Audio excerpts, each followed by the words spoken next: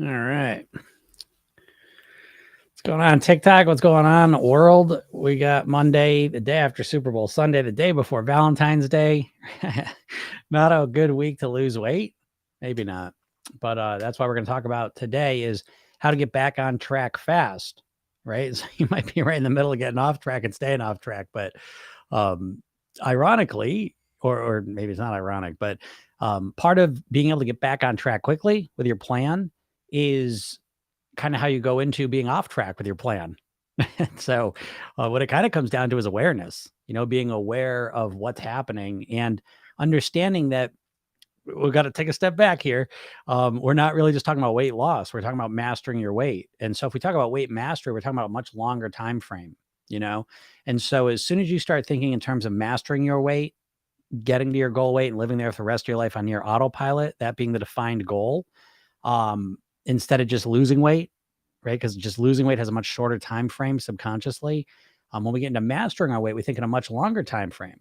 And so the idea of getting back on track means completely different things in each one of those scenarios. Okay. So what you want to do is you want to obviously, I hope that you want to master your weight, right? And let me just find out, right? So let me ask you the question. Do you want to lose weight as fast as possible or for as long as possible? Is your goal, which one kind of resonates more? To just lose the weight or to return to your goal weight and live the rest of your life there near autopilot? And so I'm hoping that it's the second one that's a lot more inspiring to you, that feels right. Okay. And so let's just assume that's the case, that you do want to master your weight. I hadn't thought about it like that way until now, but yeah, when you put it that way, it kind of makes sense. That's what I want. So if that's the case, if mastering your weight for the rest of your life is the main goal, then what you have to do is recognize that the most important skill you're going to develop in order to live at your goal weight for the rest of your life on your autopilot is the ability to get back on track quickly, because there is no perfection when you start extending the time frame. See, what you're in is you're probably in this frame of, I just want to lose weight as quick as possible. I just want to lose the weight. And because you're thinking in a short-term time frame, you're almost thinking like a sprint. You're like, well, I could do anything for a little while just to lose the weight. And that's kind of how subconsciously you orient to your weight loss. And so as soon as you start thinking long-term, perfection's impossible, right? You might be able to be perfect for a week or maybe even a month, but you are not going to be perfect when it starts getting into months and years. No way. And so what we want to do right from the get-go is recognize there's going to be ups and downs. We're going to off track, on track. We're going to have days that are wedged in between the Super Bowl Sunday and Valentine's Day. Okay. And in those time periods, when you look back and like, oh yeah, Super Bowl is yesterday, Valentine's Day is tomorrow. That's not a time where you're really set up for success with your eating. And you don't have to be. That's the important point here, is that you don't have to be perfect, and this kind of gets to, so when I talk about how to get back on track quickly here, there's a deeper concept that I want to explain more than just like, oh, just do this, just do this tactic. Because your biggest problem isn't that you need more tactic, it's that you need to rethink this whole process. The way that you think about weight loss is broken from the right at the core. The way you think about weight loss is so screwed up that you'll probably never lose weight thinking that way. And not to sound like a jerk if you've never seen my lives before. But it's true. Okay. Your mindset in terms of weight loss is broken because your mindset about weight loss was put there by the diet industry. Right? Think about it. You can't even separate dieting. You can't separate weight loss from dieting. When you think about losing weight, it's like, it's impossible almost for you to think about any other way to do it other than dieting. Okay. And so these diets have really like viruses just onto our brains, so we can't even think straight. They turn us into walking zombies when it comes to losing weight. Okay. So the alternative I like to point out to you is that, again, just right from the very beginning, that the goal is not just to lose weight, not just to lose weight as quick as you can. It's to strategically create a lifestyle, a way of thinking, a way of being, so that you live at your goal weight. And so this whole process that I'm talking about is one of growth, of evolution, of acquiring a skill. And so, to be honest, you could actually start this whole process off by not looking at it as on track, off track. But when you get off track, you learn from it. And so there becomes the ultimate paradigm of thinking about your weight loss where there is no off track, right? Now that's a step, you work up to, I suppose. But when you do that, when you're able to get into that place, we use a process that is used in hypnosis called utilization. And in hypnosis, utilization was really made famous by Milton Erickson, who's a famous hypnotist. But what it meant is that, when I'm hypnotizing someone, different things are going to happen. So I remember, for example, when I had my hypnosis office, one time I was hypnotizing someone, they were doing construction right outside the door. It was really loud, And so it's like on one hand, I was feeling anxious about it. But on the other hand, again, the process of utilization is to take whatever's going on and utilize it, whatever, good or bad. So people jackhammering outside the door, bad, right? But how do we turn it into something good? Well, with a suggestion that you're going to hear, you're hypnotizing them and you're saying, and as you sit there relaxing deeper and deeper with each and every breath, you can hear the sounds of change all around you, And so, you can hear the sounds of new beliefs and ideas going into your subconscious mind so that you behave naturally. But you see the point of it, right? So we take whatever's going on and we utilize it. We make something good out of it. And so the phrase that does that in terms of when you get off track, when you make mistakes, when you screw up, is that it's an NLP presupposition. NLP is short for neuro-linguistic programming. And it's the presupposition that there is no failure, there's only feedback. Okay. And so this is what we frame all mistakes as, because, again, with weight loss, the way you approach it, you can't even realize how kind of broken it is, but I'll kind of hint at it in a couple different ways here. If you approached, if you were thinking about like playing the piano, there's whether you either practice or you don't. But if you practice and you're making mistakes, it's not really a mistake. It's you learning. It's you doing something wrong so that you can make adjustments and correct. The way you learn anything that's an actual skill, and you can go all the way back to when you're learning how to write, when you're learning how to read, any actual physical skill that you developed and learned, riding a bike. What had to happen is you needed to have a feedback loop, right? You needed to do it and then kind of figure it out. Learning how to use a mouse. Do you remember when you first used a mouse? You didn't just get on there and do. You had to learn it, right? And so it's kind of awkward and whatever. And what's happening? You have a feedback loop, and you're making movements. Is the mouse moving the way you want it to? You know what I mean? And your feedback from the mistakes, when it doesn't go the way you want it to, you adjust and correct. This is the natural, normal way of learning and growing and evolving as a human being and acquiring a skill. Now, when it comes to weight loss, we do none of this. There's no room for that. There's room for, here's the plan, follow it perfectly starting tomorrow. And if you screw up, it's because you're a lazy, horrible person who has no willpower. I'm kind of over exaggerating a little bit, but if you think about it, weight loss, there's very little room for growth, for evolution of learning. It's kind of like you approach it to this idea. I know what I got to do. I know what to do. I just got to get myself to do it. I just got to force myself to follow it perfectly. There's no room for saying, oh, I ate too much at lunch today. I ate the wrong thing at lunch. Let me take a step back and look at it. What's going on there? What happened? Why did that happen? I want to lose weight. I want to eat well. Why did I make the wrong food choice at lunch? Oh, because I wasn't prepared. I didn't have anything healthy options there. I didn't, I don't know. I didn't bring something health with me. I didn't, pre-order something, whatever the solution may be. It's taking a step back and looking at it and saying, oh, if I go back in time now, knowing what I know now, and if I could have felt better in whatever way I wish I had felt better, what would I have done differently? And what happens through this process is you start to learn, you start to train your mind what you want to do. And it's literally no different than learning a language, learning a musical instrument, learning any physical skill. It just takes practice. It takes messing up. It takes adjusting from the feedback and correcting it. And then you repeat that process a million times. At what point do you know the piano? You know what I mean? At what point have you learned the guitar? At what point have you learned a language? There's always room for growth. You know what I mean? And when it comes to weight loss, again, if you really reflect on how you think about weight loss, subconsciously you approach it as this short period of time where you say, I just want to lose the weight. I just always say, well, what are you going to do once you lose the weight? I don't know. I'll figure it out then. Right? 95% of people lose weight, put it back on. Right? And you've probably experienced this yourself where you lost the weight and then put it back on. But that's not going to stop you from taking a second and thinking about what are you going to do when you lose the weight. That's not going to stop you. You're just in this perpetual kind of merry-go-round of trying to lose weight, and you keep doing the exact same thing over and over and over again. So I do these lives and I do all this free videos and all this free stuff to kind of give you a second, just a second, to take a step back and look at what you're doing, right? To recognize that you keep repeating the same pattern over and over and you keep getting the same result.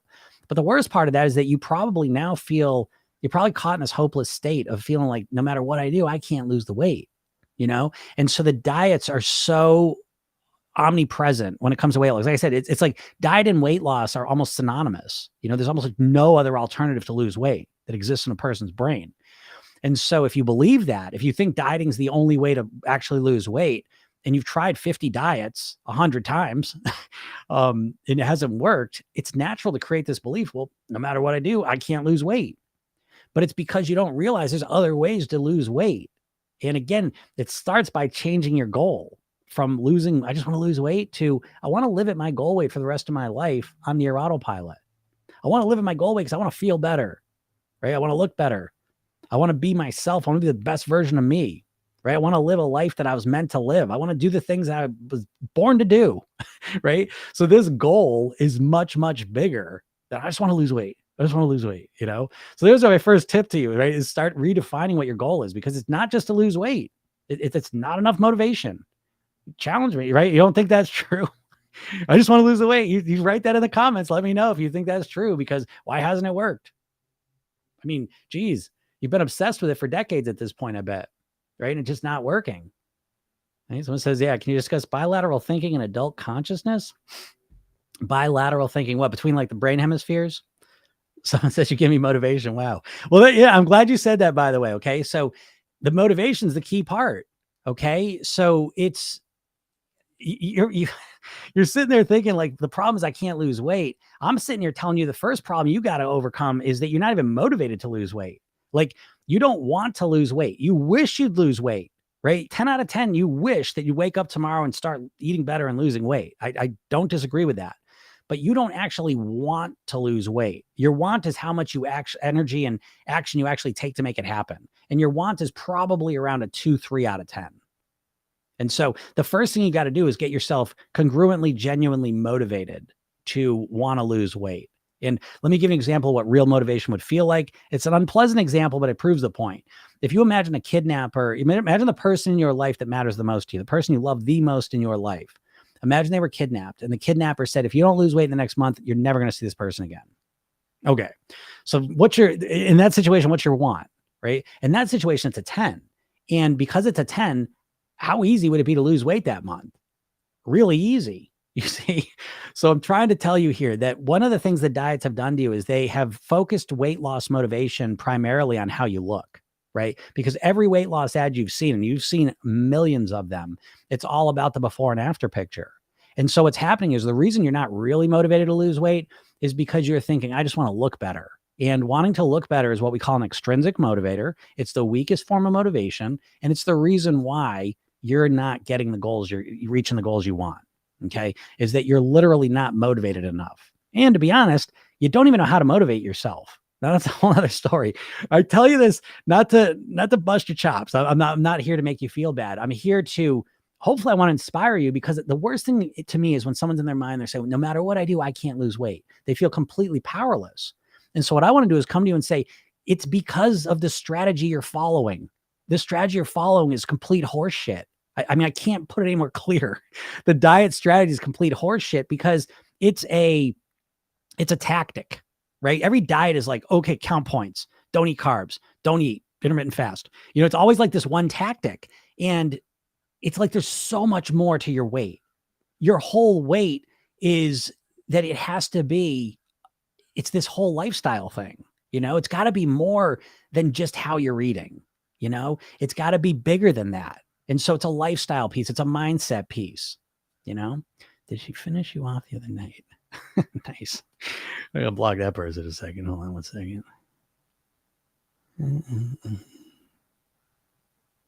So, you know, so right from the beginning, this is what I'm trying to tell you is you want to motivate yourself more congruently, more intentionally, because that's the engine that drives the whole process forward. Okay. And so it's important that you recognize that right from the beginning. And as soon as you unleash the motivation, that's not even enough to get you there. Okay. But it's enough to start the process. So you start with a real genuine form of motivation, and then you start focusing on mastering your weight in a strategic way. You know, you have zero strategy. You've got no strategy. You've got tactics. You know what you should do, and you have almost no ability to know how to get yourself to do it. Okay. So once you recognize that and you start focusing on how can I get myself to do these things? How can I make living at my goal weight easy? That's a question you do not ask. As a matter of fact, subconsciously, you want the weight loss method that you choose to be really hard because you associate the harder the weight loss method is, the faster the results you're going to get are. So you are subconsciously oriented to finding weight loss strategies that are intense, extreme, so that you can get fast results because you're oriented towards short-term results, not long-term mastery. Okay. So getting back to how do you get back on track quickly, though? So again, it all starts with this, the way you're approaching it. That's the most important piece. But then the step becomes that even when you start your process, you want to recognize that you're going to make mistakes. It's like if you were going to play the piano from scratch and it's like you went into it and said, well, I'll play as long as I don't make any mistakes, right? Well, of course you're going to make mistakes. You know what I mean? Like that's the process of learning. And so if you approach your weight loss, like, okay, how about this, right? So I'll put it a different way. Instead of like starting tomorrow, because most people start weight loss plans and no one's starting this week, right? Because it's Monday. Everyone starts on a Monday, right? If you're not going to start on a Monday, what's the point? So you start on a Monday, but this Monday you're kind of screwed, right? Because it's between Super Bowl and Valentine's Day. Maybe next week. I'll catch me next week, right? So, but what you do is you start on the Monday and you change everything on day one, right? So day one, you cut 60% of your calories, you try and eat perfectly, and you say, I'm going to be perfect until I reach my goal weight, right? And that's the strategy you do. And so what we want to do is instead say, let me start with where I'm at. Let me start with my normal routines, rituals, behaviors, eating habits, and let me improve one thing. Oh my God, right? Now I know you don't even like that because in your brain it says, well, I'm not going to get fast enough results, right? And so it's important that you start, I think, with a more strategic plan and you look at this. Hey, you ask those questions. Let's hear them. And you start with a strategic plan where you start with where you're at, because where you're at is easy to do. So let me get into this and I'm going to answer your question. I believe it's Lee. I always get confused with TikTok names, but Lee. So she says, yes, wondering about hypnosis, right and left brain activity and hypnosis and trauma healing. Let me put this way. Right and left brain activity is less important to me. I'm not saying it's not important because it has a place, but I divide the brain up instead, north and south. I think of it as a conscious, subconscious mind. So I think the north-south distinction is more important than the left-right one in my world. Okay. So you have a conscious mind and a subconscious mind. The conscious part of your mind is the logical, rational part that knows you should lose weight, knows why you should lose weight, knows how you should lose weight, and tries to get you to do it. This is where your willpower is. Your subconscious mind is illogical. It just associates things together. It's kind of like a computer. It just runs what you put in it. And so your subconscious mind is where all your stored, learned thoughts, feelings, and behaviors are at. Okay. So when you think about riding a bike, this is the part of your brain that knows how to ride a bike. This is why you don't need to ride a bike for 50 years. You get on it. You're not logically thinking of every little thing you got to do to ride the bike. You just get on it and do it. Well, why? Because that behavior is stored in your subconscious mind and you just run it. Okay. So when you try to diet, what happens is all of your eating behaviors, your lifestyle behaviors are stored in your subconscious mind and just run automatically. And what you try to do is you try and use your conscious mind to fight against these subconscious programs. And it works for a couple days, maybe a couple weeks, maybe a couple months. And then eventually you get tired, bored, sick, distracted, whatever. The conscious willpower goes away. And what happens? You go right back to doing what you always did. Okay. Because your subconscious mind never changed. All right. And it just runs automatically. And so my approach in a nutshell, and hypnosis in a nutshell is to use your conscious mind to influence your subconscious mind, if that makes sense. And so what we want to do is we want to reprogram our subconscious mind so that we have new healthy behaviors that keep us at our goal weight, keep us as healthy as we want to be, that run automatically. That's the secret. Because right now with dieting, it's like an endurance test where it's really a measure of how long can you force yourself to act a certain way. And it feels like you're fighting against yourself, doesn't it? When you try and lose weight, it feels like there's a battle going on. There is. It's your conscious mind fighting against your subconscious programming, and you know how that feels and you know who ultimately wins. Okay. So the process here, now the downside, I'll tell you right off the bat, is it takes a little bit longer. Okay. It takes longer to reprogram your subconscious mind with new behaviors than it does to just force yourself to act a different way, but it's way more long lasting. And so again, the orientation towards long-term weight mastery, living at your goal weight for the rest of your life, is the crucial starting block, right? Because if you're not, we're running different races. You know what I mean? Every time you try and lose weight, you're running like a sprint. Subconsciously, it's oriented to feel like a sprint. And with a sprint, if you trip, you've lost the race. There's no point. Okay. And that's what it feels like with a diet. There's a literal phrase that they have for dieters. It's called the what the hell effect. So as soon as you make a mistake, you're just totally off the reservation. You're done. Right. Why? Because it feels like a sprint. What's the point now? Because you're just, the way you think about weight loss is short term. I'll be perfect. I'll do the most extreme plan as long as I lose weight quickly. It's a very conditional sort of situation. The weight mastery is much more like a marathon. And you can trip when you're running a marathon and still win the marathon. You know what I mean? It's a longer time frame. So the whole process, ironically, is that weight mastery is way easier than the weight loss process, because weight loss is very extreme stuff to get fast results. And weight mastery is really oriented towards long-term success. And so when you approach it this way, again, the big challenge for people is that you need to develop and cultivate patience. That's the hard part. I'll be honest.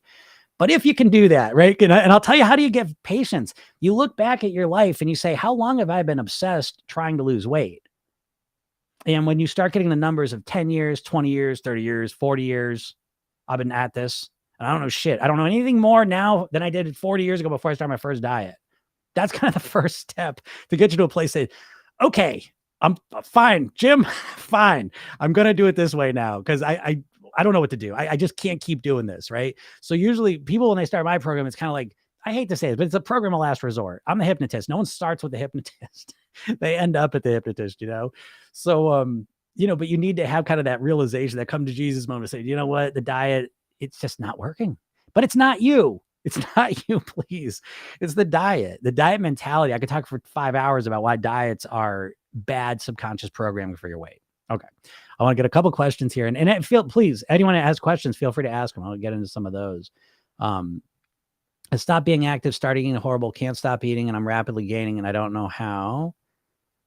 My weight is going up more and more over time. I have no idea how to manage it or when to eat or how. Okay. Yeah. So you're overwhelmed, right? You're completely overwhelmed at this point.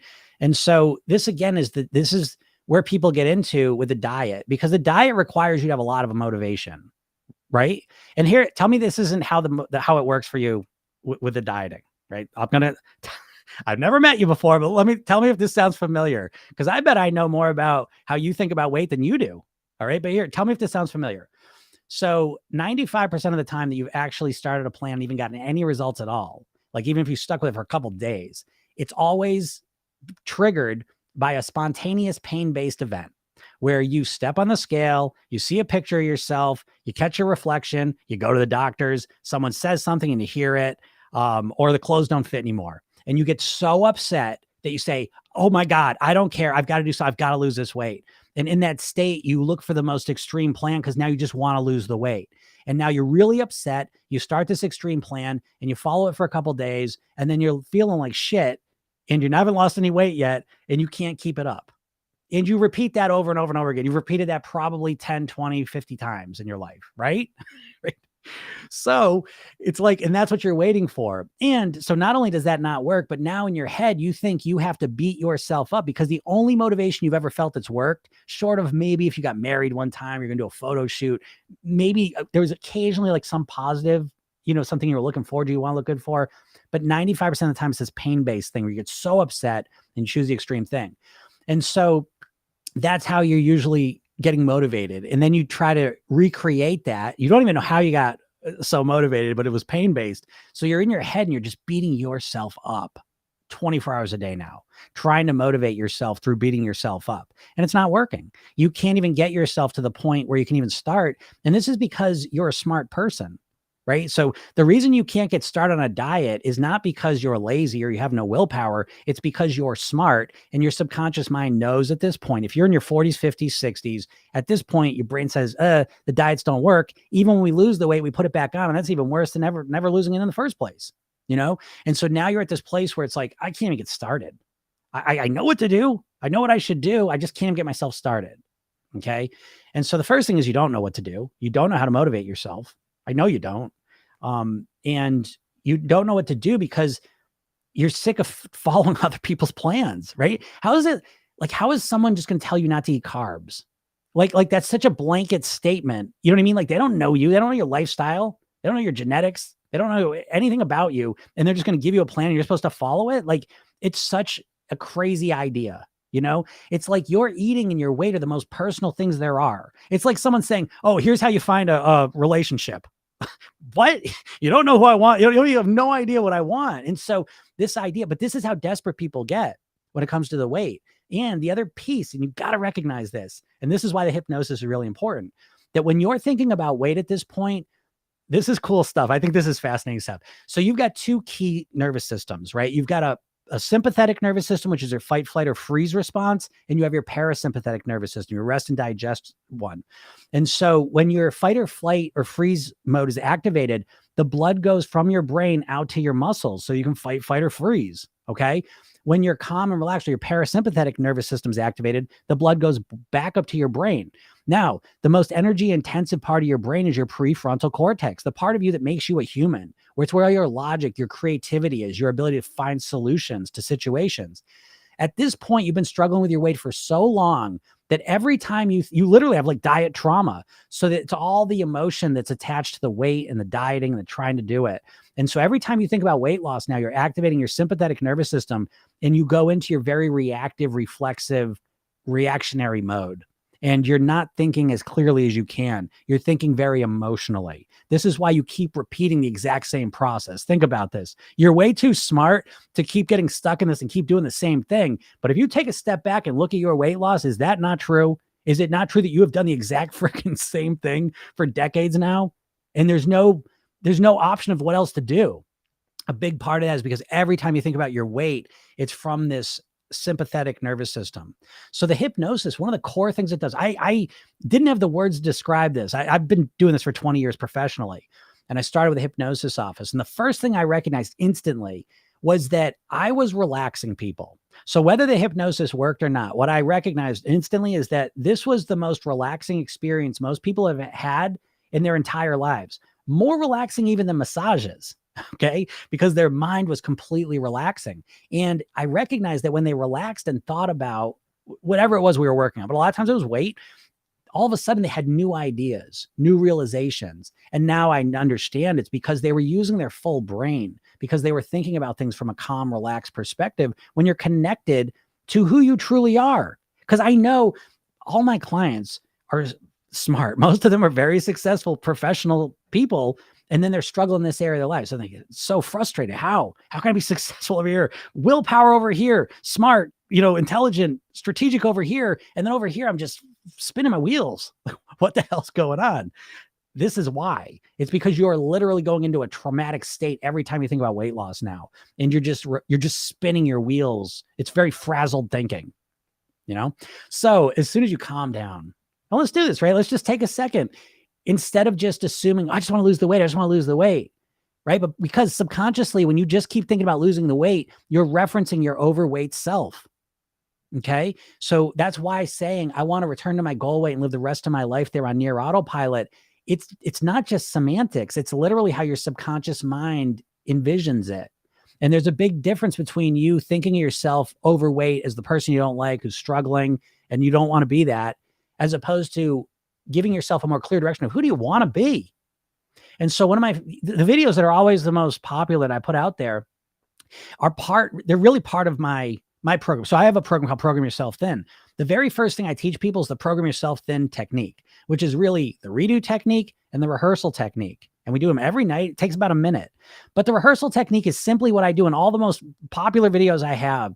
It's you imagining yourself tomorrow at your goal weight. Now, the reason this works is because we always pre-program ourselves. We run our lives on autopilot. You're not consciously there making logical decisions all day long. You got to recognize that.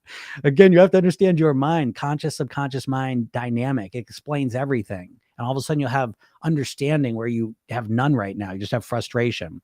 But if you take a second, if you closed your eyes, it'd be more powerful. But if you took a moment and just imagined, because imagination is the language of the subconscious mind. So if you took a moment and imagined it was tomorrow morning. So I know your body can't transform in one night. That's not the point of this. The point is that tomorrow you already have a program ready to go for tomorrow. You know how tomorrow's going to go. Now, tomorrow might be a little odd because it's Valentine's Day, so it might be a little bit different, but you know how tomorrow's going to go. And so if you imagine tomorrow morning waking up, which you know how you're going to do it, before you even open your eyes, your body has transformed it to your goal weight. You wake up at your goal weight, at your natural weight. and you move through the day. So you imagine getting out of bed, hopping out of bed, getting dressed in the exact clothes that you would wear in that body. And then imagine yourself moving through your morning routine in that body as that version of you. Because all of a sudden you can notice what it feels like, how you interface with your environment without having to think about losing weight, with knowing that you'd done it, that you were at your goal weight and you had a strategy and a plan for maintaining it, that it felt so good. I want you to connect to that. How would it feel to move in that body? How do your knees feel? Your hips feel? How does your stamina feel? Your mobility, your strength, your flexibility. Okay. Imagine yourself moving through the day. How do you speak with people? Do you have more energy? Right? Does it feel better to be this version of you? Not just because of how you look, right? How it feels to be this person. The more you connect to this, the stronger it becomes. Imagine yourself moving through that day, how you speak with people, how you work, how much more focused you are, how much more energy you have, how much better you feel just doing your normal things you're going to do. And imagine yourself going back to bed in that body, going to sleep knowing that you're going to wake up again the next day in that body, right? So it feels good. And it's fun. You, with your weight loss, it's like someone's cracking a whip on you constantly. It sucks. It's miserable. And you hold out some future idea like, what? In some months, I'm just going to lose the weight and everything's going to be wonderful all of a sudden. At what point does that change? Because I haven't seen it. And I've been talking to hundreds of people that have lost weight and then put it back on. What happened? I didn't feel like myself. It was too hard. I was miserable. I hated it. What? You hated being thin? Yeah, I see it all the time, right? So the weight doesn't automatically make you happy, which is okay because you can start feeling happy now because the extra weight doesn't make you unhappy either. You can start to feel the way that you want when you know how to influence your brain. So anyways, so it says fight with myself so exhausting. Yeah, of course it is, right? Beautifully described. Thank you. I'm glad you enjoyed that. All right. Let me see. But how to stop when you become so small?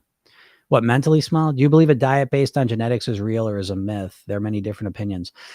I don't think. I think the genetic differences of diets, I don't really buy into that. Okay. I do think there's some realities. Okay. So I have genetic high cholesterol. Okay. So I think that's a real thing. So I adjust my diet based on that fact. Okay. And so I do think we're moving into a new phase of medicine where the genetics are going to become a much more important component to it. And so I do think that it's helpful, but at the end of the day, the core genetics we all share is that we've evolved over millions of years eating natural foods with lots of fiber in them. That's the simplest thing you need to know. Okay. And then, so once that's the genetics, all you need to know. Now, some people genetically are able to digest milk and lactose. Okay. And some people aren't. So there's things on that level too. But the core genetically, the most important thing is that we evolved eating fiber rich foods, right? More than anything else. And obviously we could drill down to all these things, but that's the big thing. Then it gets down into preferences and lifestyle. I think those things are way more important. What do you want to do? How do you want to eat? How do you want to live? And you start developing a plan built around that. Like my eating plan is 100% customized around me. And so it's like, I don't really share it much because it's not for you.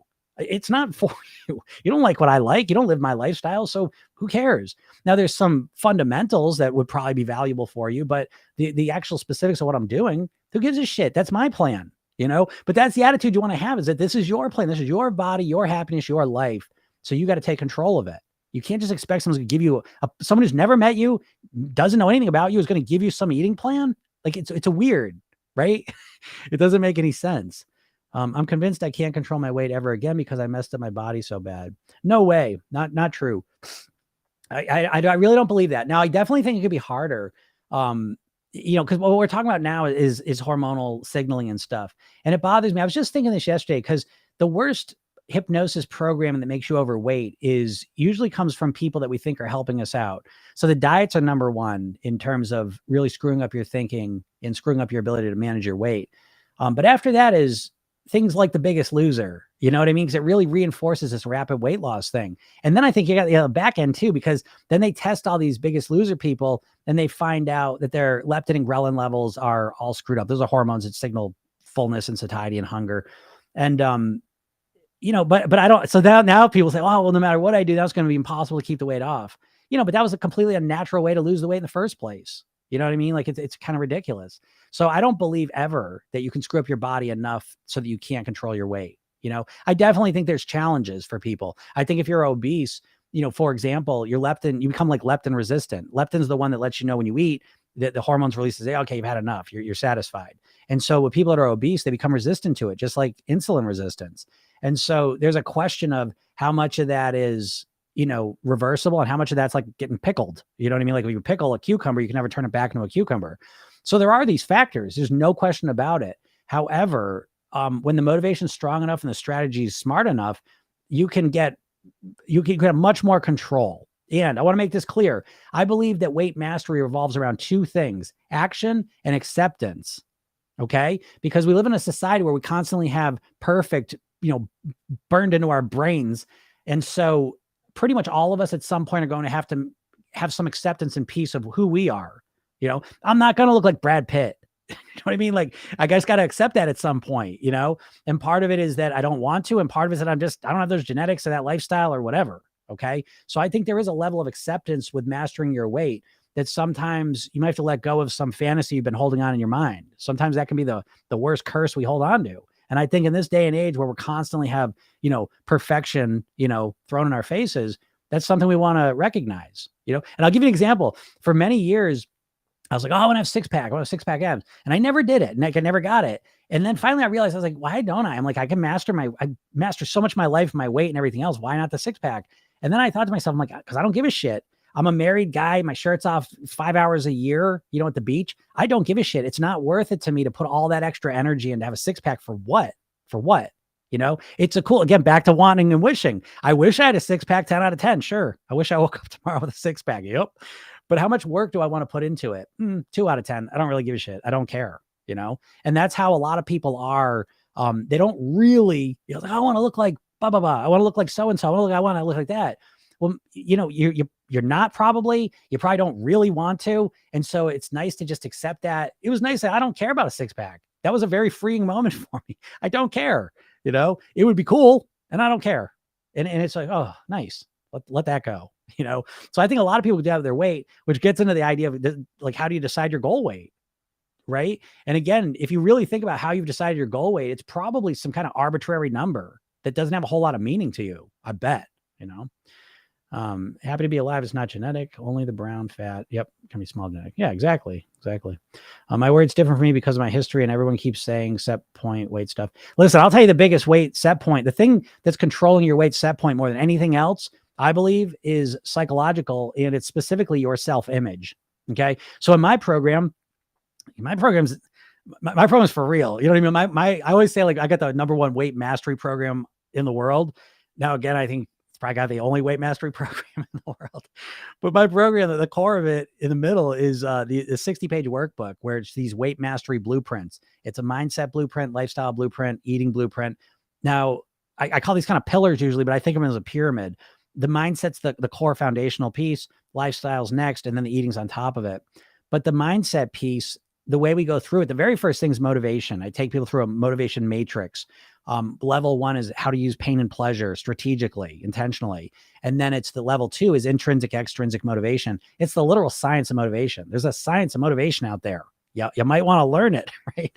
If you're struggling with motivation, you might want to learn the science of motivation, right? It would probably do you well. So anyways, we go through filling those out. But then as soon as you're motivated and you say, okay, I'm ready to do this, I'm ready to do the work starts in my program with your self-image, which is the mental representation you have of yourself, which, just like you're saying, Kat, is that you have kind of a limited self-image of yourself. You got all these limiting beliefs that I've screwed myself up too much. I'll never be able to control my weight. You know what I mean? Like, you're saying all this stuff, which is literal hypnosis. You're influencing yourself through that internal dialogue and those beliefs. And that's controlling your weight more than anything else. I say the story, like, I play guitar for 30 years now, but I really started off thinking I sucked. My mom, God bless her, but she used to always say, you don't have a musical bone in your body. She always said to all of us. And so I started playing guitar in spite of myself. And I was okay. I look back at videos, I'm like, oh, I was pretty good. But I had this belief that I wasn't good. I didn't have a musical bone in my body. All of a sudden, I read this book called Peak, maybe 6-7 years ago. And in that book, he talked about violin players at a music school. And violin's very structured. They have first chair, second chair, third chair players. And they did a study and found out how much they practiced. And without exception, the first chairs study or practice the most. Second chair is practice in the middle. Third chair is practice the least. And that was a real turning point for me because I said, oh my God, I'm not good at guitar because I haven't been practicing like I could be good. You see what I mean? So the belief caused me to behave in a way where I didn't practice much. And because I didn't practice enough, my practice was representing my playing. But it wasn't because I didn't have a musical bone on my body. It's because I didn't practice as much as I could have. You see? And so the last 6 years, I've gotten way better at guitar because now I understand and believe that it comes down to how much I practice. So, you know what I mean? Like the beliefs we have are impacting you in so many ways, literally into the reality you can get into. I'm not going to talk about the reticular activation system right now, but it literally controls the reality you live in. So, Kat, yes, your self-image. If you don't get my program, go read Psycho-Cybernetics, and that'll kind of at least point you in the right direction with the self-image piece. All right. I don't know what brown fat is. Yeah, look it up. Okay. It's interesting. Are you a nutritionist? Oh, she's asking them. I'm not a nutritionist. Can someone read what I said? Because I'm scared. Can you read this stuff I said? You might have to scroll up a lot. Happy to be alive and studying biochemistry. Yeah, scientific nutritionist for 6 years. Yeah, and it's helpful noticing all this stuff, by the way. But even I always feel like a weird void in the weight loss world. And again, I think nutritionists and dietitians have their place. Doctors have their place, but no one ever is filling in the piece of saying, how do you get yourself to do what you know you should? Right? Because if you were a robot and you just typed in what you were going to eat all day and then you just did it because you're a robot, you wouldn't have much trouble losing weight. The problem is you know what to do. And then when it comes time to do it, some part of you kind of compels you to do the wrong thing. And you're in this never-ending battle against yourself, But the big problem is you don't even have any words to describe it. You're just like, I have no willpower. I don't know what's wrong with me. And you're obsessed with trying to figure out what's wrong with you, But I'll tell you what's wrong with you. You don't know. You don't even understand how your mind works. You literally have these two parts of your mind, your conscious, subconscious mind. They have different roles. I use the example like your mind's like a cruise ship. The conscious mind's like the captain. The subconscious mind's like the crew. You need both of them working together for everything to run smooth. The captain can't say, get out of your crew. I'm going to run everything myself. That's what you do when you're doing a diet. You're trying to micromanage every little food decision you make, and your brain's not designed for that. And so you get overwhelmed and you can't keep it up. Okay. And so in that situation with the captain and the crew, how it has to work is the captain has to learn how to communicate with the crew and work with them and train them to get them to do what they're supposed to be doing. But you need the captain kind of leading the guidance and the leadership and managing, and you need the crew to perform the work. That's how your mind works. And you're not approaching it that way at all. You're just thinking you have to just force yourself to start acting a new way. It's never going to work. Your brain's not designed that way. All right. Yep. So something that way. What to think when I feel like binge eating? Okay, when you feel like binge eating, I'm not an eating disorder person. Okay, so I don't work a lot with binge eating. I want to make that clear. What I will say is what I have noticed is a lot of time what precedes a binge eating situation is that someone's starving. So I'll just keep it real simple. And if yours is more complicated than that, then don't listen to me. I'm not that. That's not my specialty. But I will say a mild form of binge eating, people using it kind of more casually as opposed to the eating disorder version. It's usually because you're trying to cut so many calories and you're really hungry. And a lot of people have this belief, again, dieting mindset, that I need to be really hungry in order to lose weight. For me to get the results I want, I need to fight with my hunger. And that's total bullshit. It's total bullshit. If I was hungry all day, I would not be able to control my weight. The secret to controlling your weight is to reduce calories while feeling satisfied. And if you want to look that up, just look up calorie density, volumetrics. It's simple and obvious. You're not going to like the punchline is you eat more vegetables and fruit because they take up a lot of space and don't have a lot of calories in them. So you don't even know this, I bet, but a lot of your feeling satisfied, like not hungry, is based on the volume of the food, not the calories of it. Okay. So when you eat a big salad that's this big and this has 200 calories in it, and you eat a cookie that's this big and has 200 calories in it, the salad's going to make you feel much fuller for a lot longer. Okay. It takes a lot more space in your stomach. Your stomach has stretch receptors that impacts your hunger. And then the fiber goes into your intestines and it sticks in your intestines longer. You don't digest the fiber, but it makes your intestines feel fuller. There's a thing called the ileal brake, and it makes you feel more satisfied longer. Okay. So again, it's about being strategic. I got a video about to drop, and it basically says, you don't have a willpower problem. You have a strategy problem, which is to say you've got zero strategy for how to master your weight. You've got a bunch of tactics you're trying to force yourself to do. And it's bullshit. It doesn't work. You know this, but you don't have an alternative. So that's what I'm trying to put out here. is that when you start becoming strategic with your eating, when you start using strategy, you can't, like for me, I'm never hungry. Okay. I'm not hungry. I manage my hunger from pretty much the time I get up till the time I go to bed. I'm satisfied and good. Now I've got strategic ways of eating to do that, but I'm not hungry. Okay. I still eat pleasurable foods. I had like 3 donuts this weekend. I ate like 4 cookies yesterday. Right now, that's more than normal. Okay. But I have a strategy. So I have clean parts of my week and I have pleasure eating parts of my week. I'm back into my clean eating part. Okay. But tomorrow will be a little crazy because tomorrow's Valentine's Day. So I'll probably eat more chocolate than I normally would on a Tuesday. But again, I have a system that is, and this gets back to how to get back on track quickly, is to create a system that makes sense for your life. And you have to start extending your time frame because you already know what's going to work for you and what's not. Okay. Because you already know when you start a diet that you're not gonna be able to stick with it. And this is why you're starting off already with a sense of failure, and that's why you can't even get yourself started now. It's a vicious cycle. Okay. But you got to change up the way you're doing it. The way I'd suggest you change it up is go click on my bio, or go in my description. I'll give you a free hypnosis session. It's custom hypnosis session where it's free. Go click on it, put your info in and go listen to it. And then it takes a few minutes to get it. I put a training up there as well. It's a half-hour training, 3 steps to master your weight. Okay. Get strategic, start understanding what's going on in your head, start working with your body and with your mind, as opposed to trying to fight it, which is what you've been doing. Okay. There's a better way. So binge eating. Yeah. I don't know. Again, I don't too much about your details, but, probably, yeah, I would, 2 things for binge eating. I would eat more food. So I'm not starving, eat more food, not more calories. Okay. Study calorie density and then look into emotional eating. Okay. Love your videos. Oh, thank you. I appreciate that. That's why I put them up there. I don't think I can control it now. Hi, I need to lose weight fast. Well, if you need to lose weight fast, this is not the place for you, because if you lose weight fast, you're probably going to gain it fast. Hate to be that guy, but I don't got time for bullshit today. I love your videos. They motivate me a lot. Oh, you're welcome. I'm glad. That's what they're there for. If you have gut issues, such as colon issues, does it make things more complicated to lose weight? Yeah, I think so. So there's a thing called your microbiome. Right? If you don't know about this, you please look this up, because this is some of the most interesting stuff in weight loss science. Okay. So they've known that you have a bunch of microbes in your gut, right? Imagine this. Most of the cells in your body are non-human. Okay. So you're primarily this microbe colony. They call it the microbiome. And so most of them in your gut. So it's technically not you digesting your food. It's this microbiome that's digesting it for you and helping you absorb these calories and nutrients. And so for a long time, they knew these microbes were here, but they just thought they were microbes. And so all of a sudden they start genetic testing and they realize, oh, there's different communities of microbiome. And so if you're a vegetarian, you'll have a certain type of microbiome. If you're a meat eater, you have a different kind. If you eat a lot of sugar and processed food, you'll have a different kind. Okay. And so I've done a lot of studies with mice. This is a new field, like 10 years. It's all new stuff.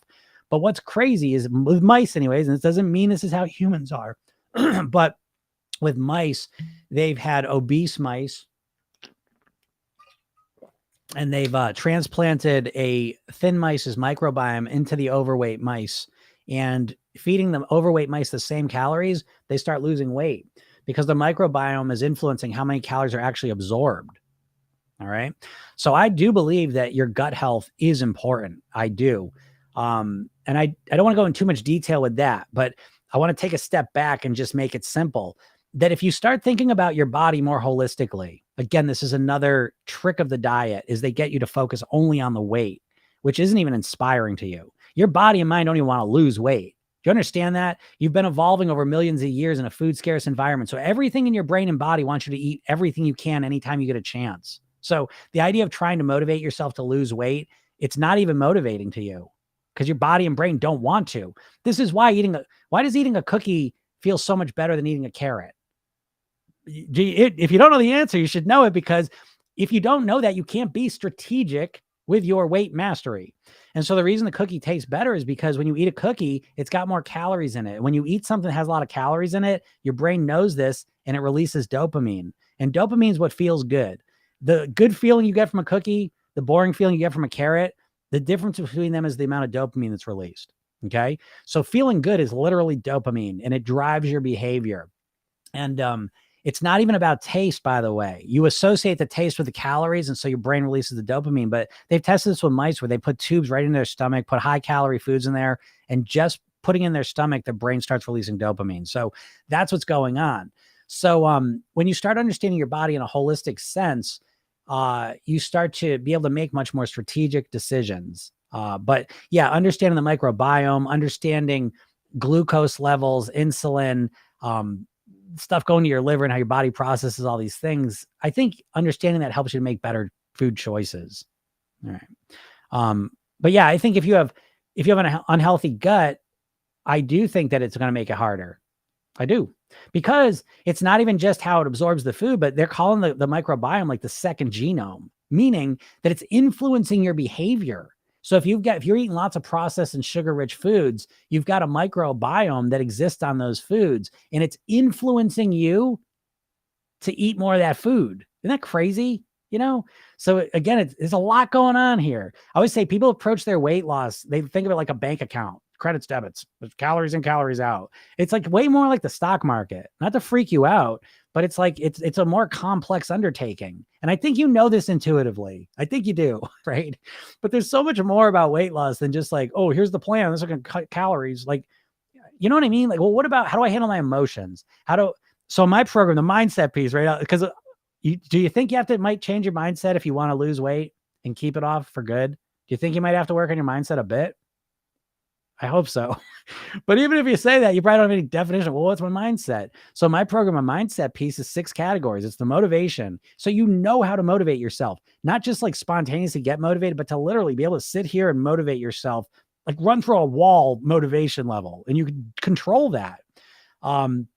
Your self-image, how you think about yourself, your habits. Do you understand the neuroscience of habits? Do you have a strategic way to change your habits? Probably not. And so all you're doing is using willpower to fight against them. Do you know that your habits are just neural wiring and that you can't remove wiring, which might explain why you've changed habits for 6 months. And then the second you get off track, they come right back like they never left, because they never left. So again, what we want to do is we want to make new wiring over that. Okay. Because you can't get rid of the old wiring. So it helps to know that.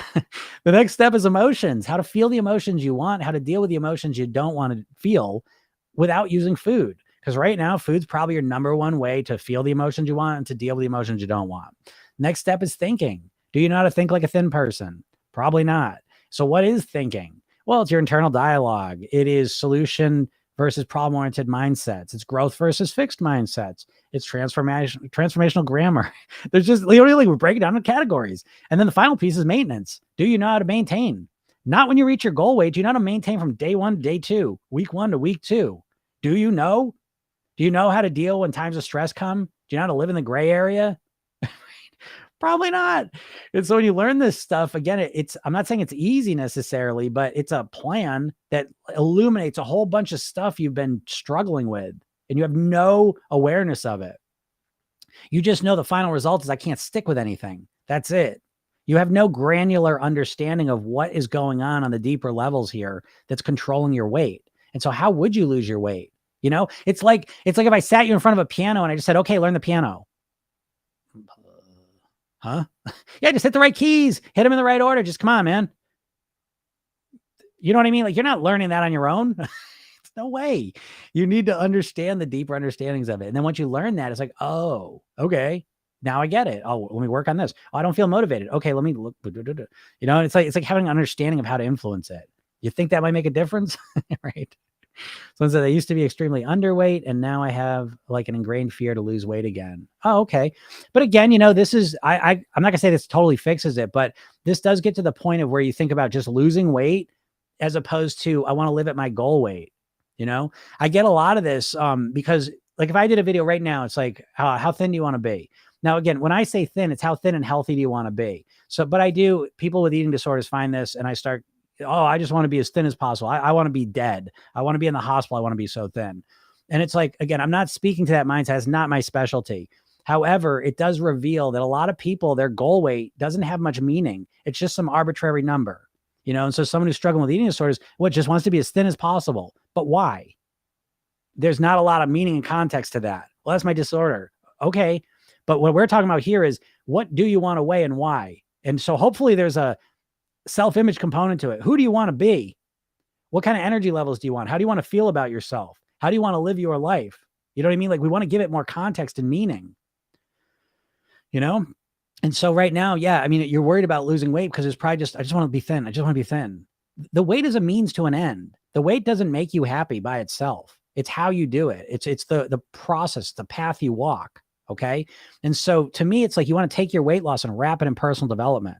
You know, let this become a process, becoming the best version of you. And then that way, the weight's not the main thing. The weight should never be the main thing, in my opinion. You know, the main thing should be, who do you want to be? What were you put on this earth to do? Who are you meant to be in this life? And this becomes a process of being that version of you. And so there's way more meaning and motivation when you approach it that way. I hope that helps a little bit. Someone says, yeah. Oh yeah. Okay. Let me get to a couple more questions. That is blank. I mean, the findings on the mice, can you extrapolate on that, please? Yeah. So, I mean, like that's, again, it's early, you know, so that happens to mice. Does that happen with humans? And how long does that effect last? When you take, it's crazy, right? They do fecal transplants and, they take the underweight mouse's microbiome, put in the overweights. Yeah. Same amount of calories, they consume less. So it's crazy stuff, but I think I like it because even though the science is kind of new, I think it validates a holistic approach to thinking about your weight. So it's not just calories in, calories out, because you can know, oh, I should eat less calories, but how do you get yourself to do it? This is where the lifestyle piece comes in. You know, that's why the eating's the top of the pyramid. I don't see any point of even getting to that until you've taken care of the mindset and the lifestyle piece, because the lifestyle piece, I use this metaphor that people try and lose weight. The way people try and lose weight is if you want to stop your car, when you stop your car, what do? The first thing you do is take your foot off the gas. But the way people try and lose weight with dieting, it's like they keep their foot pinned to the gas pedal and then they just try and push down on the brake really hard. And in this metaphor, your lifestyle is like the gas pedal. Okay. So if you're not sleeping right, if you're dehydrated, if you're stressed out, if you're never eating anything nourishing, if you're not moving your body at all, if your mind's spinning all over the place, if you're completely ungrateful and just feeling like shit about everything, it's going to be real hard to lose weight. Okay. Because your whole body and mind are totally gearing you to be unhealthy cravings, to never be full, to always be hungry, to be up and down with your emotions, all the rest of it. So again, I think it's important to take a step back and say, how can I create a healthy lifestyle that supports my goal weight? So I put more of my focus on my lifestyle. That's the part that I manage more than almost anything else, because when I have that there, it manages my cravings, manages my hunger, does all the things that makes it easy to master my weight. Okay. But that's the main focus for me. All right. Is it humanly possible to lose 10 kilograms in 4 weeks if you control your mind good enough? No, probably not. You know, I think that's ridiculous. But you know what? I made a video and I'm questioning whether to put it up because I don't want TikTok to freak out if I put it up, but I'll give you a sneak preview of it. And I say it's my 10 pounds a week plan. Do you guys want to hear my 10 pounds a week plan? Give me some thumbs up if you want to hear how to lose 10 pounds a week. Let me know. I don't know if I should even tell you. Someone says absolutely mindset's everything and key, right? Make new wiring because you can't get rid of the old wiring, right? Yeah, write that one down. It's a big one, right? Okay. Oh, so you want to hear that my 10 pounds a week plan, right? Give me some hearts. Give me some hearts if you want to hear the 10 pounds a week. I'll tell it to you. You want to know my best plan for losing 10 pounds a week? You want it, right? We all want fast weight loss. That's scary. Mike, you might be right. All right, here it comes. All right, I'll give you the sneak preview. Okay, you might want to write this down or maybe you'll be able to remember. It's pretty simple. Okay. 10 pounds a week is what we're aiming at. All right. And so this is tested. All right. Yeah. You know. All right, here we go. It's 3-step plan, right? Lose 10 pounds a week. All right. I don't usually share this. I usually charge a lot of money for this. All right, here it goes. Stop eating food. That's step number 1. Step number 2, don't drink anything. Okay. We want to lose as much water weight as possible. And step number 3 is to exercise and move and be as active as you possibly can. Again, you got to watch out. You're probably going to feel weak and you might pass out, right? Black out from consciousness, but that's my plan. All right. Is that good? I just give it to you, right? Imagine here I am, weight master. I just give him my best plan, right? Yeah. Just don't not just fast and make sure you don't drink either, right? We want to get all the liquid, right? Yeah. For the step 4, purchase life insurance. But the point is this, right? I'm joking, but note that you just want to know. Oh, please tell me that plan too. Tell me that plan. But I say that to you because you are literally in a state of hypnosis when it comes to your weight. A state of hypnosis.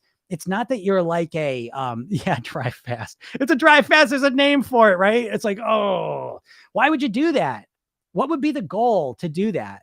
Why would you even want to do that? Because what you know who does this, by the way, is fighters, wrestlers, UFC fighters. They drop weight real quick, right? And so it's like you watch it happen down to the second because they know exactly when they're going to step on the scale and weigh themselves. So everything's geared towards that second of being as light as possible. And that is the most perfect American way to think about dieting, right? Because I just want to get to the weight. I just want to get to the weight. Well, what's going to happen after it? You got to stop thinking short term. You know what I mean? Like you're so, and again, it's not your fault. You've literally been hypnotized. And what is hypnosis? It's the bypassing of the critical faculty. It's appealing to your emotional mind, and you just want to lose the weight, and you're not being conscious. You do anything to lose the weight, but then what happens once you lose the weight? Okay, folks, let me ask you this real quick. Please answer this too. How long do you want to lose the weight for? Right? How long do you want to lose the weight for? Does that even matter to you? You just want to get to that goal weight and then what?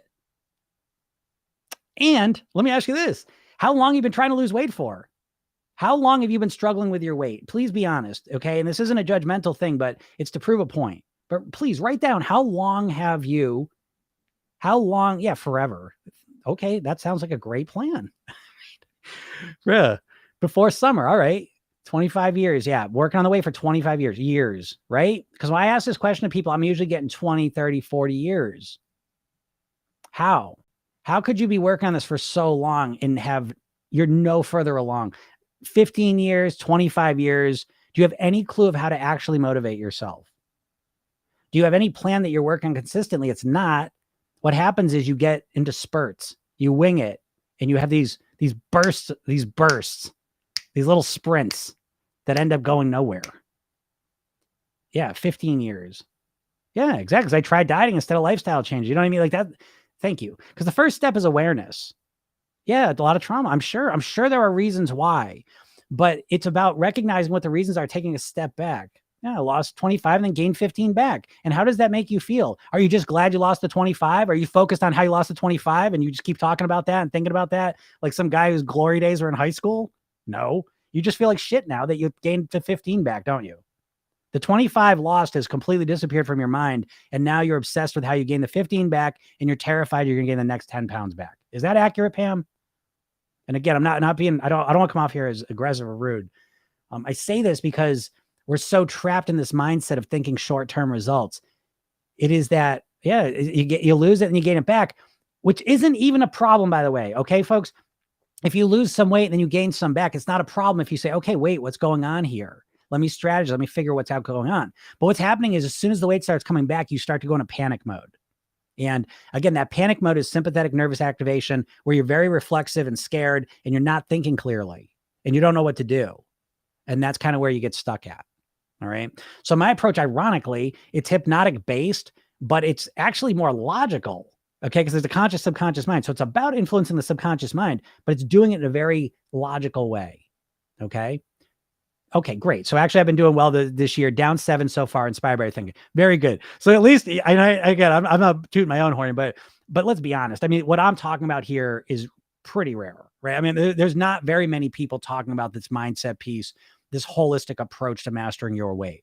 And without having these, again, we tend to just think in that diet mindset, right? And that sucks, you know? And if you want to do it that way, that's fine. But most people are stuck there because they don't realize there's an alternative way. You know, yeah, I turn to food for comfort. Exactly.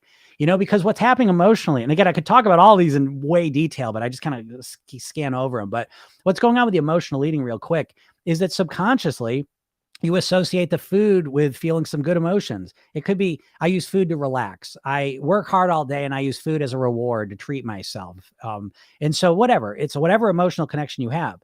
And so then when you say, oh, I want to lose weight, what you do is you say, I got to stop emotional eating. You say, get rid of that emotional eating. Let's get rid of it. But what you're simultaneously doing is you're getting rid of the positive emotions you were getting from it. So now it's like you worked hard all day. You go sit on the sofa and you're like, oh, no ice cream tonight though. And now all of a sudden it's like, and you're stressed out. The times when you used to relax and kind of reward yourself and calm down, now they're gone. And now you're stressed out, right? You do that for a couple of nights and you're ready to kill someone, even though you may have lost a pound or two. Do you just see what I'm saying? So it's like, you have to be strategic. How can I feel the emotions I want? How can I feel relaxed, rewarded, and calm without using the food? That's a way easier process than trying to get rid of all the positive emotions that they give you.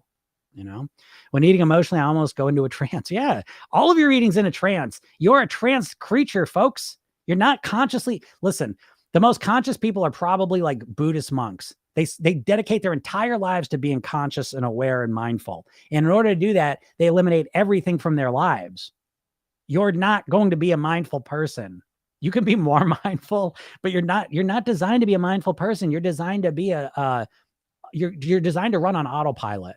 Let me give you an example. If you've ever gone on a vacation to a foreign country, that's what being mindful really is like, because you've never been there. You don't know how things work. So every little thing you want to do takes a lot of energy. I want to get a coffee in the morning. I have no idea where to go. I don't even know what they call coffees here. I want to get a newspaper. I don't know. You don't know anything to do. And so you have to think of every little thing. And guess what? It's exhausting. That's what a diet feels like. You know what I mean? Like, you're not designed to work that way. And you keep trying to it because, again, you think that's going to give the fastest results, but it don't work. So we're all in a trance, which is crazy to me because I turn the food for comfort, but then immediately feel guilty. No. Well, let me give you this one, right? So this will help you. In my program, I think the core thing I'm looking to do with people subconsciously, you through millions of food ads have been conditioned and hypnotized to think about food primarily in the consumption phase. So when you think about, I'm going to eat ice cream, you're thinking of it in a movie and you're thinking about getting it, looking forward to it, getting it, eating it. That's the movie. Okay. So the secret is to extend that movie to the consequence that exists 5 minutes after you finish eating it. So subconsciously, my main goal is to orient people from primarily thinking about the consumption to thinking about the consequence that's 5 minutes after they finish. So when they say, oh, maybe I'll have some ice cream, instead of thinking how delicious that's going to be, and if I don't eat it, that's going to suck, I'm going to feel deprivation, they're saying, it tastes good for sure, but 5 minutes after I finish, I feel guilty, I'm frustrated, and blah, blah, blah, blah. Okay. And as soon as you start focusing on that, you naturally tend to make healthier choices. Not all the time, but it's a way better strategy. Can you see how that's a better strategy? That's not just relying on your willpower. You do have to use your willpower to remember to think that, but eventually it becomes automatic. And once you think about, yes, I could eat it and it's delicious, but I also 5 minutes after I get 24 hours of guilt and frustration and I'm struggling with my weight and I feel like shit and I'm angry and I'm pissed and blah, blah, blah, blah. Okay. That's real to you. Saying I could eat the ice cream now, because what you're doing is you're saying I could eat the ice cream now, but I want to lose weight. It might put more, it's not going to let me lose weight in the future sometime. And your brain says, screw it. Let's just eat the ice cream tonight. We'll just start tomorrow. Then we'll lose the weight. It's in the future anyways. Who knows? Again, it's a thing called future discounting. It's a cognitive bias. And it means that you discount the future. If I said, I'll give you $100 now or $200 in 2 years, most people are going to take the $100 now. Okay. And so it's the same thing with your weight. Again, you probably don't know any of this stuff, so you can't strategize around it. But it's right now you're trying to motivate yourself with something that's not motivating to your brain. The future weight loss, potential weight loss in the future is not motivating to you, especially compared to the delicious certainty of eating that food now. So that weight loss goal is not going to motivate you. But what is real is the 5 minutes after you finish. There's a real genuine consequence there and you know it. And as you start focusing on that, you tend to make different choices. So I hope that makes sense. All right, let's see. Yeah, for many people, trauma treatment helps them to also lose weight without dieting. Yeah, exactly. Again, that's the emotional piece for me, because I think emotional eating is at the very core of the whole weight issue more than anything else. And I think there's a lot of things, but I think the emotional piece is the number one. And we've had, literally, if you reframe and you think of every food ad you see as a hypnosis session, and every food ad, what they're looking to do is to attach positive emotions to their product subconsciously. That's what every single food ad is looking to do. And so we have learned, as Americans at least, to deal with our emotions primarily through food. From the day you were born, it's the most conditioning any human has ever gotten, ever, to associate all their emotional management primarily through food. There's other things too, but that's the big one. And so, yeah, when you have trauma, you're dealing with a lot of that as trauma emotions using food. And so, yeah, again, that's kind of implicit in the whole process that we all got some traumas at least, and some people have way worse ones than others, but trauma is always something that needs to be addressed. And so, yeah, I think you have to deal with that because it shows up in a lot of different ways. Then you need to find other things to give you those feelings. Yeah, you need to find other things to give you those feelings. However, how about this? There's a term I like to use, emotional malnourishment, because I just said, right, we've all been conditioned to use food for our emotional satisfaction and fulfillment, but it doesn't really do it. Pavlov's dogs, where he rang the bell while he showed him the food, right? the food, when they show a dog a food, the salivation's a natural response. Okay. The bell ringing at the same time, that becomes a conditioned response. Eventually you can just ring the bell and the dog salivates as if it were looking at food. Okay. So that's what every food ad has done to you, is that you think eating the cookies is going to make me feel young and happy and free. Okay. Now, again, this doesn't make any logical sense, but it doesn't have to. This is for your subconscious mind. And so now what's going on is you say, oh, I'm going to relax with the ice cream. Okay. And while you're eating it, you think it's relaxing when in reality it's not. It's just like the cigarettes. People think the cigarettes are relaxing them, but in reality, cigarettes are a stimulant. It's the deep breathing. It's other stuff probably relaxing. Anyway, so we eat the ice cream. We think we're relaxing, but what we got to do is we got to extend that movie. Full cost accounting. Is that ice cream actually relaxing you? Okay. Because as you said, if all of a sudden you finish it off, why did I do that again? Shit, I'm never going to be able to get this. Because it turns out ice cream's the greatest thing in the world. Then you finish it and you either go into denial and not think about it, or you beat the shit out of yourself. Oh my God, I'm never going to lose the weight. This ice cream screw, I can't do this. What's wrong with me? Right. And you start all that. Is that pleasurable? No. And then you go to sleep and you're not sleeping well because you're trying to digest all this sugar and this cream and all this other stuff. So you don't sleep well. You wake up tired. You're upset at what you did. Right. So we look at the full picture. Is that pleasurable? No. But what's happening is you're just looking at the moment of eating. I'm going to say this, don't get upset, but it's like a drug addiction. I think of addiction, the term I like to use is when we do something that's harmful for us, but we think it's pleasurable, right? We're caught up on the pleasurable part, even though it's ultimately really bad for us. It's making us unhappy. And this is what's going on with the food. You think the ice cream's relaxing you, but in reality, it's making you more stressed out. If you look at the big picture, that 10 minutes of relaxation does not account for the 20 hours of stress and frustration and anger you feel. But that's not how you think about it because you're in a trance.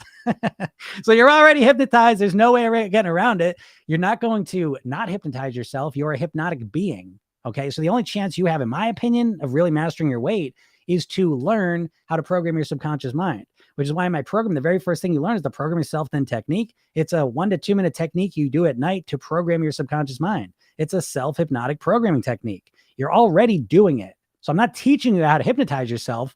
I'm teaching you how to do it in a beneficial way, because you don't even realize you're doing it to yourself. You're doing it to yourself all the time. You don't realize how, but that is the primary thing that's controlling your weight. You could put my brain in anyone's body. We're losing weight. Okay. Because I've got a mindset, I've got strategies, and I've got beliefs that are going to make it happen, regardless of what the situation is. Okay. And I built a career on helping postmenopausal and menopausal women lose weight. So if that's you, don't get all upset with me. You say, because I get that all the time in my videos. Easy for you to say you're a man. It is easier for men to lose weight typically. So I'm not discounting that, but it is not impossible for menopausal women to lose weight. What happens is you probably have to focus more on your lifestyle piece. I don't mean to get out of menopausal women, but you get my point. You can see what I'm saying. Well, that's Lily. Now I want ice cream. Sure. So I try to eat night and day and then eat a lot at night. My calories aren't too low. So I try to eat right all day and then eat a lot at night. Okay. So you're trying to put more weight on, right? I'm assuming. It's the same thing in a lot of ways. And again, I have not worked with the eating disorder, so I'm not going to say it's the same thing in that way, but ultimately it's similar in the sense of what is the goal weight? Because I think, how about this? And because I'm only saying this because I know, I know the video. I got a video right now. It's kind of getting a lot of traction, and I know it's the type of video that eating disorder people are going to see and respond to. And so, if any of you are here, where I do think there's a meeting of people that want to lose weight and people that are dangerously low weight and suffer with that situation, is that I think people have a tendency to put the goal weight in a vacuum and they just pick a number. And people that want to lose weight do this where they're like, oh, I just want to weigh what I weighed when I was 18. Oh, weigh what I weighed when I was married.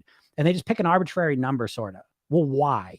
And I think people with eating disorders, to some degree, and again, this is not my specialty, but it's just a thought I have, that they pick this low number and they think, what, everything's going to like you, everything's going to find you attractive. I don't know. But there's some idea that this weight is going to make everything great. And the weight in and of itself doesn't mean shit. It just doesn't. Okay. It's how you're achieving that weight. So you can't just pick a goal weight.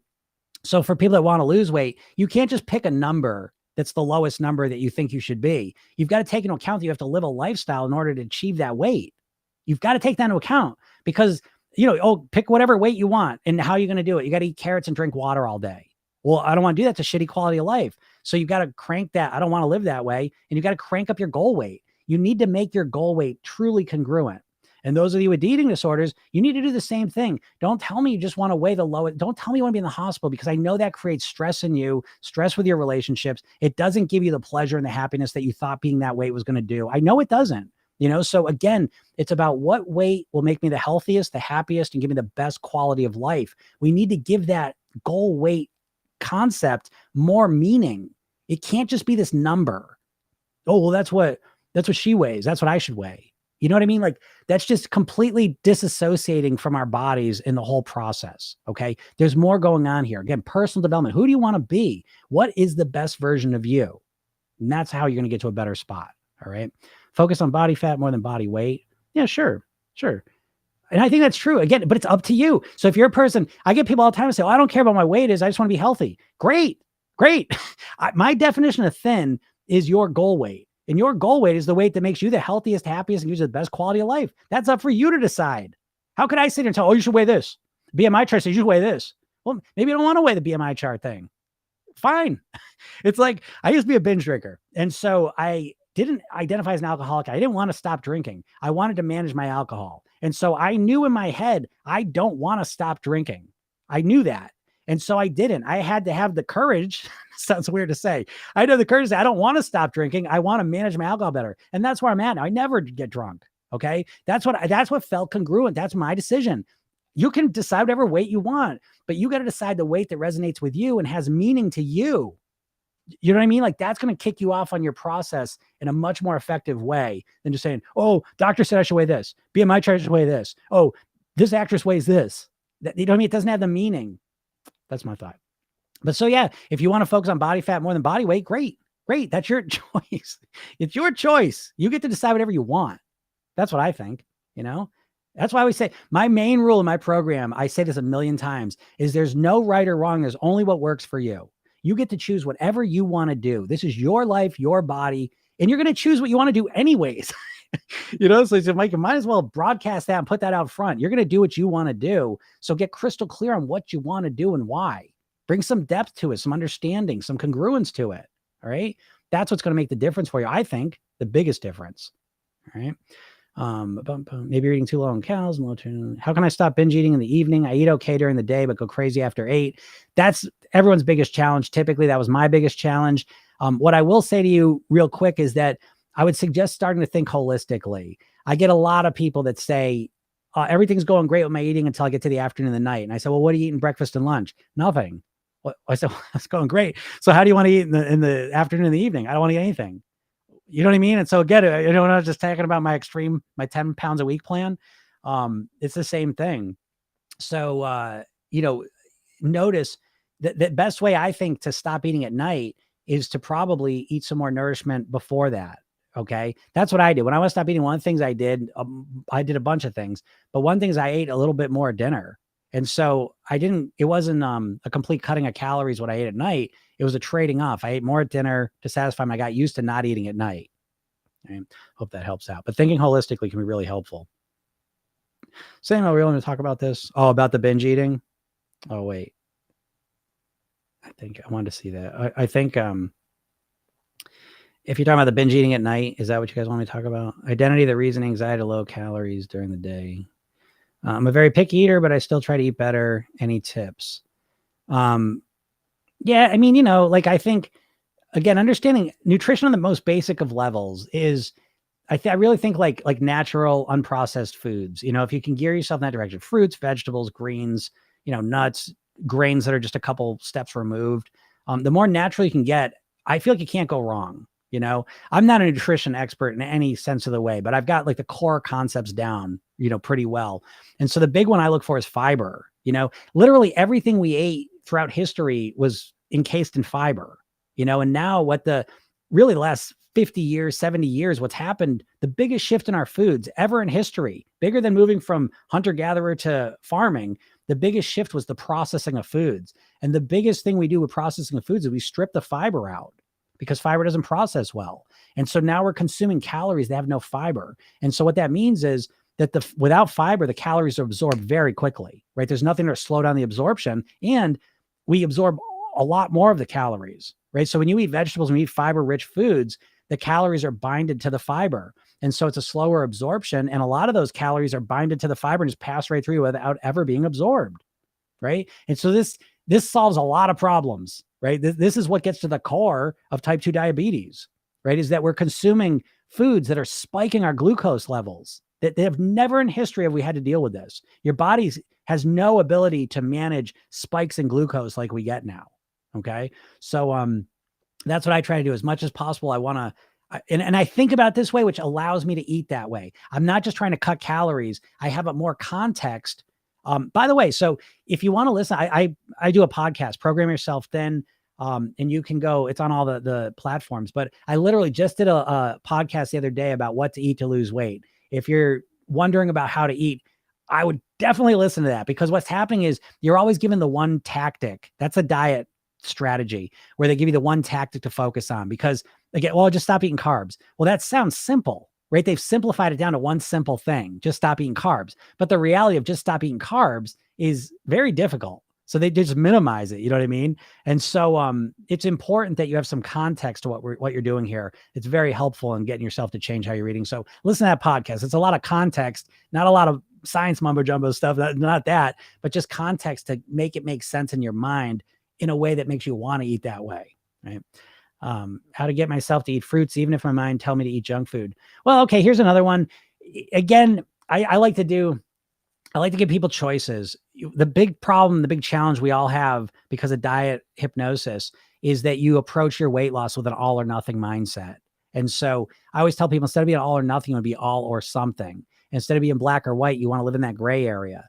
And so one step you can make, and there's a million things, different ways you can approach this, but one step, just to give you an idea of what the concept is that you could say, if I'm going to eat junk food, I have to eat a piece of fruit first, and then eat the junk food. And sometimes that kind of works with your brain more, and it starts to get you in the habit of eating the fruit. So again, this is something you're not used to doing, but it's taking baby steps and using strategy to change yourself long-term instead of trying to just change everything all at once. So again, I don't know if that would work for you or not. But it's that type of thinking that would help you do it. How do I not feel hungry? You eat more fiber. That's what I'm going to keep it simple on that one. All right. Are subliminals like hypnosis? Okay. So hypnosis, a lot of people confuse hypnosis with the state of hypnosis. You do not need to be in a trance to be hypnotized. Okay. Hypnosis is just the process of influencing your subconscious mind. So you experience hypnosis every time you watch a TV show or a movie. Think about what's going on. Logically, you're just watching light on a screen, hearing sounds. But what's happening inside your head is you're vicariously experiencing whatever's on the screen. And so if you're watching sports, you're releasing adrenaline. If you're watching a horror movie, you're nervous and tense. If you're watching a comedy, you're laughing and releasing endorphins. And so our imagination literally impacts our body and what it's doing. Okay. And so it's the process of influencing our imagination so that we begin to behave and get the results that we want. That's how hypnosis is. That's probably an unsatisfying definition, but I'm going to keep it quick. Are hypnosis supposed to work instantly? Yeah, sometimes. Here's the thing. I think if someone like gave you like 3 sets, because what I see a lot of, I see weight loss hypnosis. Here's 3 sessions. One's going to help you emotionally, and one's going to help you motivated. And it's like, no, because you're going to listen to those 3 sessions and they'll work originally, but then eventually they're going to become less hypnotic because you're going to start to realize, you're going to start to be aware of what's being said when you keep listening to them, and they become less and less effective. This is why I think you need to learn how to hypnotize yourself. Okay. Because the world's always changing. You're always changing. And so you need to have the ability to understand when you have hypnotic suggestions coming in. You need to recognize how you're already hypnotizing yourself, and you need to have some influence over that process. Once you do, it becomes, I can't explain it. It's just the process of mastering weight completely changes. That's all I can say, because you start to realize all the little factors that are influencing your weight, and you can have influence over them. Right now, you're blind to everything. You know what it's like? You're trying to lose weight. It would be like driving a car that had no gauges. That's kind of like how you're driving, how you're trying to lose weight. You have no sense. You have no granular understanding of all the subtle factors that are impacting your weight. And so all you've got is like, I'm just going to eat better.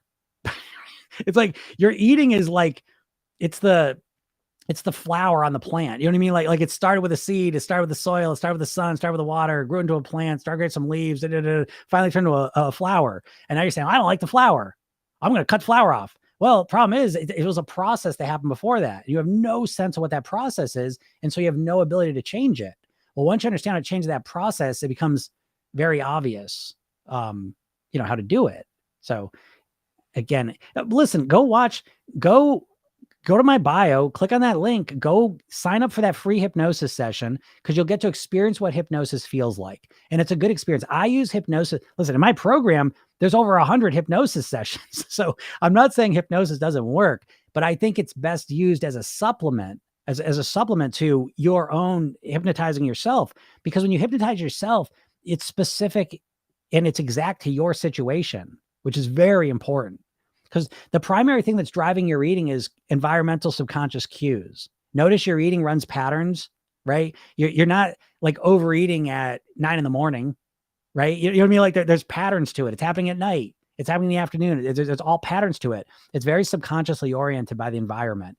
And so you need to learn how to hypnotize yourself within your environment. And you can only do that through self-hypnosis. And it's very easy. I don't want to make it sound like, oh, it's self-hypnosis. It's very, very simple. It's as simple as imagining, well, it's like I do in my video, like when you imagine yourself at your goal weight, waking up tomorrow at your goal weight and then going through your day. That's the rehearsal technique. Do you know what I mean? Like that's it. And then there's a redo technique in front of it. But what's going on is you're using that technique within your environment. Okay. It's in the context of where you live. And so you're subconsciously imagining your environment. And now you're imagining the behaviors in the experience that you want to have in it. So but anyways, go get that link, go listen to that hypnosis session, then watch the training. It's a half hour. I will break down the 3 steps to master your weight. And it'll give you a new context and paradigm for how to master your weight that you probably don't have right now. You're getting a little bit of listening to me, but I'm all over the place. So it's not real easy to follow. Do you help your wife with weight loss or other people around you? No, I don't, because people know me as not that guy. Do you know what I'm saying? I find it's very difficult to work with people that you're in relationships with. Okay. So, I've not found that to be effective. I certainly use a lot of these techniques in subtle ways and I share what I do, but, I don't feel like that's a good situation is to work with people on that level. That's my experience. I bet this idea applies to money as well. Money in the end doesn't mean anything. Yeah, absolutely. Money and weight loss are very similar because what they are technically motivation wise, they're extrinsic motivators. Okay. In that they don't mean anything without other people. I always like to ask this question to tell if you're extrinsically oriented with your weight loss motivation. If there was no one else on the planet, would you care about your weight? Would you want to lose weight still if there was no one else that lived on the planet? And this will reveal whether your motivation is that you want to lose weight so you can look better so other people appreciate that, or whether you want to do it for internal reasons. You want to live longer, feel better, all that stuff. And it's the same thing with money, right? Because the money and the weight, they're means to an end. In and of themselves, they don't mean anything, right? You could rob a bank and have a bunch of money. Right? That's not a pleasant way, right? That's a stressful way. And you could diet, right? You could do my 10 pounds a week plan and you could lose weight, but you're just waiting for the shoe to drop. You could get really sick and start losing weight. You're not happy. You see, so that's a good realization. Yeah. It's who you become in the process. Yeah, exactly. In the meaning. Yeah. Impact and legacy. There you go. Now, do you feel more motivated when you talk about it that way? You see, and how you think about it, and how you talk about it is the hypnosis. Literally, it's the mental coding. Think of your mind as your subconscious mind like a computer, and it's been programmed in with these programs that you don't even realize you're doing. When you shift up the programs and put new programs and you get other results out, in computer programming, I got this phrase, GIGO, garbage in, garbage out. Well, you're putting garbage in your brain when it comes to weight loss. You don't realize that the diets are putting them there for you and the food companies. They're one and the same. Got to say this every live. You know this, right? All the diets you're listening to that you're trying to get weight loss from, they're the food companies own them, right? Get ready. If you don't know this, and if you've ever watched me, you've heard this 50 times, but Weight Watchers was owned by Heinz. Jenny Craig was owned by Nestle. Slim Fast was owned by the company that owns Ben and Jerry's ice cream, right? And Atkins Food Products is owned by the company that owns Auntie Anne's Pretzels and Cinnabon, right? You really think these companies want you to not eat their food and want you to lose weight? I don't think so. So yeah, again, it's the way you think about it. If you could, what is something you would change about yourself besides the obvious? What's the obvious? Is there something horrible about myself that I should change? That's obvious. I don't know. What would I change? To be honest, okay. So here's what I will say about knowing hypnosis is that my behavior is not perfect. Okay. but I'm in this weird place. So I guess what I would change is I don't know why I have like coffee. I'll say coffee. So I drink coffee and I go through phases. Like sometimes I'll read something and it'll be like, so I'll give you what I read a coffee thing. So, oh, they have a way higher chance of getting a heart attack. And then I was like, oh, that's it. I'm going to stop drinking coffee. And then I read like, oh, it's bullshit. And I was like, well, I don't care because I like coffee. So I keep looking. I'm like, I don't see any real strong reasons. And so I'm not congruent. I like drinking coffee and I don't see any strong reasons why I don't want to drink it. And so I do wish that it was easier, but this is, again, when you understand your mind, you really can't change this. But I do wish that just like knowing something was a better thing, I would just do it, you know? But unfortunately, I need like the downside of it. I need to look at the negative of it, the pain of something to really kind of force me into doing some behavior. So I guess we could change that, but that'd be changing my whole brain. So I don't know. How do we find your podcast? Yeah. Program Yourself Thin. You know, you could search it anywhere. It's on all of them, Apple, Spotify, all those things. What do you think about water pills? I mean, I don't like any, there's a time and a place for all this stuff, but it's like, I would rather just drink water. You know, so I'm a big fan of, as natural as it can be. What type of good food have high fiber? Vegetables and fruits, you know, sorry. I know it was like some magical food we never heard of that's got a lot of fiber in it, but it's really, now again, eating vegetables and fruit is a whole process. You know, you don't like vegetables and fruits because your tongue has been calibrated to hyperpalatable flavors. Okay. And so this is why I don't like chemical sugars. Yeah. There's no calories in them, but they're calibrating your tongue to these unnaturally sweet flavors. And so when you eat fruits or vegetables, they seem really boring and you don't want to eat them. All right. But yeah, fruits and vegetables. How do we find your podcast? Yep. Just answered that one. Yeah. Find anywhere. It's Program Yourself Thin, you know, go check it out. You can also, I'm on YouTube. That one's under Jim Katsoulis. But what I would strongly recommend is go and listen to that hypnosis session I put there. It's free. It's great. You'll experience. I'm a hypnotist. I've been a full-time hypnotist for 20 years. I've been working on this myself for 30 years. I'm not trying to put any of my colleagues down, but a lot of hypnotists kind of part-time. They're just reading scripts. I've been absolutely obsessed with this. I've done over 5,000 private weight loss sessions. I've created the Program Yourself Thin course. I've certified coaches in this process. You know what I mean? Like I've been doing this a lot. So when I'm giving you a hypnosis session, it's probably going to be one of the better weight loss hypnosis sessions you've heard. It's completely free. I'm just giving it to you. I don't really sell hypnosis sessions. I do have a hypnosis program that I do sell, you know, but it's not, there's a self-hypnosis component to it. And there's a lot of hypnosis and it's very strategically laid out. The idea that you're going to listen to a 20-minute hypnosis session and it's going to make you a thin person, I think is not borne out by any experience or any real evidence. Okay.